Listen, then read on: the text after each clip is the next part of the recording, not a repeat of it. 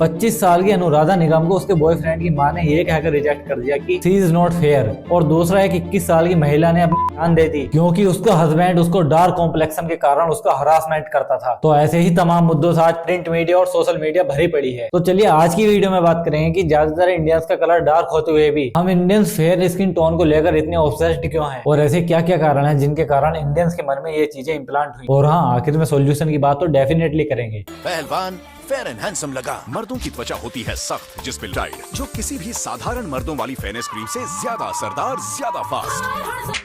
Wow, इतना निखार!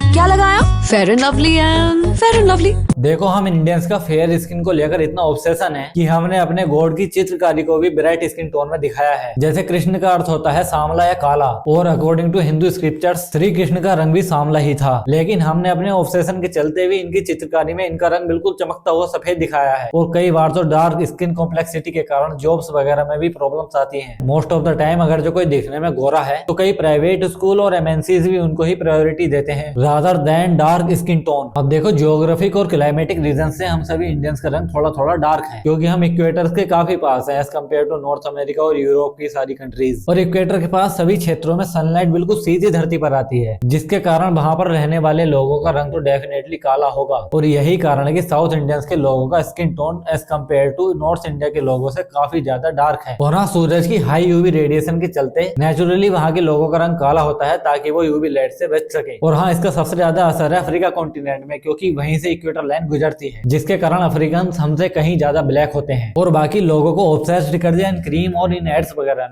आज से 2 महीने में लौटेगा, फैसला वही करेगा। बस एक ही अड़चन है, उन्हें बहू चाहिए गोरी।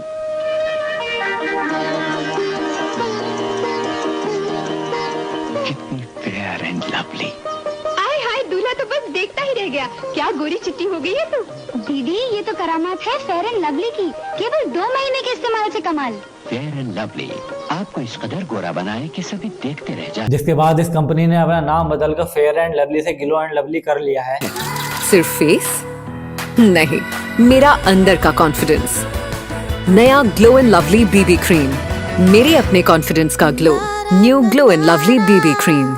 बट इससे होने वाला क्या है, इन कंपनीज ने अपने इतने पुराने एड्स को चलाकर लोगों के मन में तो डार्क कलर के प्रति कम से कम घृणा को इम्प्लांट कर दिया है। और ऐसे ही अभी फेयर एंड हैंडसम पर भी लगभग 15 लाख रुपए का जुर्माना लगा है। अब आप इस बात का अंदाजा इस बात से लगा सकते हैं कि हम इंडियंस फेयर स्किन टोन को लेकर इतने ऑब्सेस्ड हैं कि पूरी दुनिया में यूज होने वाले फेयरनेस प्रोडक्ट्स का लगभग 50% केवल और केवल इंडिया में यूज होता है। मतलब दुनिया भर में फेयरनेस की क्रीम बिक रही है, लेकिन आधा मार्केट तो केवल और केवल इंडिया ने ही कैप्चर कर रखा है। लेकिन अब असली मुद्दा आता है कि हम इंडियंस के पास इसको लेकर इतना ज्यादा ऑब्सेशन आया कहां से। तो देखो, इसको समझने के लिए इतिहास में हमको थोड़ा पीछे जाना पड़ेगा। जैसे इंडिया में काफी इन्वेडर्स आए जो अरब, टर्की और मंगोलिया आदि से थे, जो कि ज्यादातर लोग फेयर स्किन टोन के थे। और उसके बाद मुगल्स आए, वो भी फेयर स्किन टोन के थे, जिन्होंने इंडिया पर काफी समय तक राज किया। और बाद में ये अंग्रेज इंडिया में आए, जिन्होंने लगभग 200 वर्ष तक भारत को गुलाम बनाकर रखा। तो जब हम सभी इंडियंस इन सभी चीजों को एक लंबे समय से देख रहे थे कि ज्यादातर जो लोग हमको गुलाम बनाते हैं वो गोरे होते हैं, तो लोगों के बीच इसको लेकर एक परसेप्शन बिल्ट हो गया कि ब्राइट स्किन वाले लोग तो कुछ इलीट किस्म के लोग हैं जो हम काले या सांवले लोगों को गुलाम बनाते हैं, जिसका असर आज भी हमारे समाज के ऊपर देखने को मिलता है। क्योंकि लोगों ने ऐसा देखा है और कोई चीजें ऐसे ही लंबे समय तक चलती हैं तो लोगों के बीच उसको लेकर मान्यता बन जाती है और समय की धारा के साथ साथ ये मान्यताएं आगे बढ़ती चली जाती है। तो इसको आजमाने के लिए आप एक छोटे से बच्चे से पूछ लेना कि बेटा आपको कैसी बहू चाहिए, तो वो तुरंत बोलेगा गोरी।